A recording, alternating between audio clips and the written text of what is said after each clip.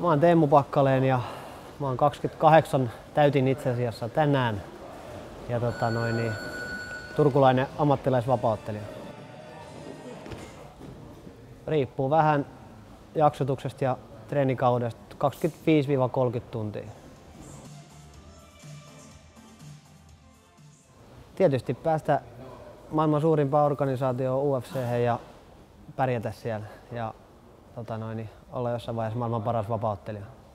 No se on pitkä juttu, mutta vaan voin sen lyhyesti tässä sanoa, että oltiin meidän suursensei Sauli Heilimö häissä ja semmonen puolituttu ystävä siinä sit koitti houkutella mun valmentaja Harri Niva, joka on kans lastensuojelutyössä, niin koitti houkutella heillä töihin ja aikaisin jahkailin, niin sit mun valmentaja vaan sanoi, että pyydä Teemu. Mä sit pienessä nousuhumalassa siinä vastasin, että totta kai mä tuun. Sitten se oikeasti seuraava päivä soitti vielä tai pisti Facebookissa viestiä, että onks tosissaan? Mä että joo. Ja menin työhaastatteluun ja aloitin työt. Siis mä oon ammatiltani työteknikko ja mä oon ollut koko elämäni tekniikan alalla. Työjohtohommissa, projektivetohommissa ja tollasissa. Ja tähän alalle mulla ei oikeastaan ole mitään muuta koulutusta muuta kuin AVEC-koulutus, jonka mä oon just käynyt. Ja tietynlainen tällainen, että oonhan mä vetänyt reenei junnuille ja ollut iltapäiväkerhovetäjänä ja sellaista ehkä kokemusta ennemminkin, mutta varsinaista koulutusta mulla ei ole muuta kuin se AVEC-koulutus. Mutta en tiedä, ehkä siihen saattaa tulla jonkin sortin muutos jossain vaiheessa. No se on sellaista ihan arkipäivästä pelailla vähän pleikkaa, käydään kattoo jotain lätkää, futista. Sitten tietysti tehdään vähän niiden kanssa läksyjä ja katsotaan, että ne lähtee kouluun, että ne tulee koulusta ja semmoista ihan normaali oikeastaan perhe-elämää tai sellaista. Ja on niille miehen mallina siellä ja anna niille eväitä sit pärjätä yhteiskunnassa joskus, kun ne itsenäistyy. Parasta työssä on se, että oikeasti sä pystyt vaikuttamaan jonkun ihmisen tulevaisuuteen. Sä näet, ei se lapsi ole tehnyt mitään väärää siihen, missä se ehkä tällä hetkellä pakotetusti on. Ei se ole tehnyt mitään väärää siihen.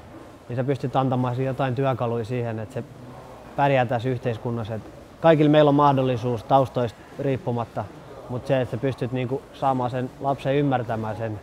Ja sitten kun sä näet sen tuloksen, että se itsenäistyy ja se pärjää, niin onhan se mieltä lämmittävää juttu. Et se on ehkä kaikkein parasta se, että sä pystyt, ei nyt voi sanoa pelastamaan jonkun, mutta pystyt tekemään oikeasti jotain hyvää.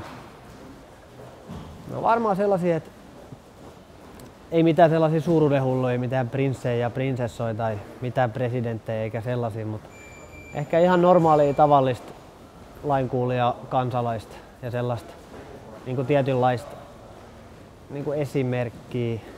esimerkillistä normaalia yhteiskunnan elämistä ja sellaista.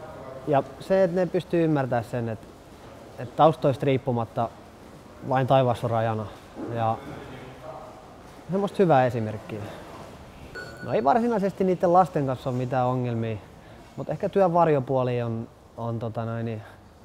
tai mulle henkilökohtaisesti vaikeimpia asioita on niiden vanhempien kanssa kommunikointi. Se saattaa välillä olla aika raskasta.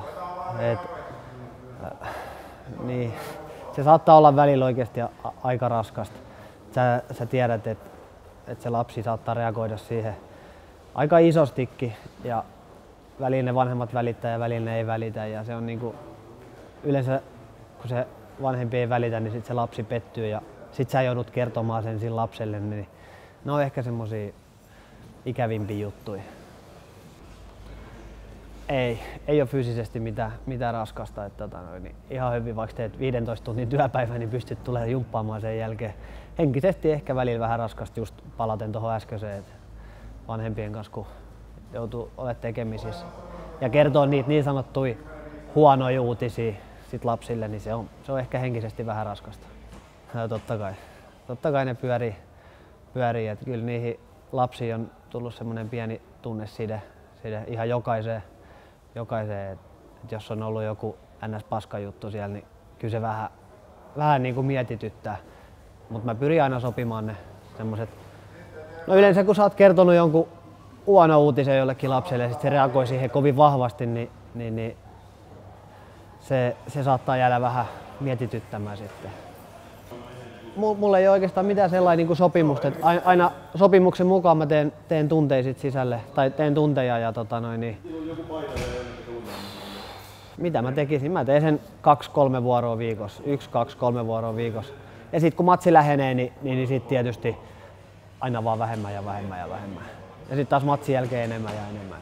Lapset ymmärtää sen täysin, joo. Viimeksi kun oli just matsin hetki sit, niin kyllä ne ymmärsi sen, että mä en ollut 1,5 viikkoa siellä töissä. Ja oli kiva mennä sen jälkeen töihin, kun lapset tulee halamaan ja on silleen, että jee, Teemu tulee töihin. Ja sit se on kiva, kun ne kysyy aina, että koska sä tuut seuraavaksi töihin. Se on siistiä. Itse asiassa just olin tänään töissä 10:00–4 ja tuli suoraan vetää reenejä sen jälkeen. No se on se sama elämäohje just, että lähtökohdat ja taustat ei merkitse mitään. Että vain taivas on rajana ja yrittäkää, tehkää ja olkaa omia itsejänne. Se on niinku se, jos sä haluat jotain, niin tee sä eteen töitä, niin sä varmasti saat se. Mut mikä ei tule ilmaiseksi.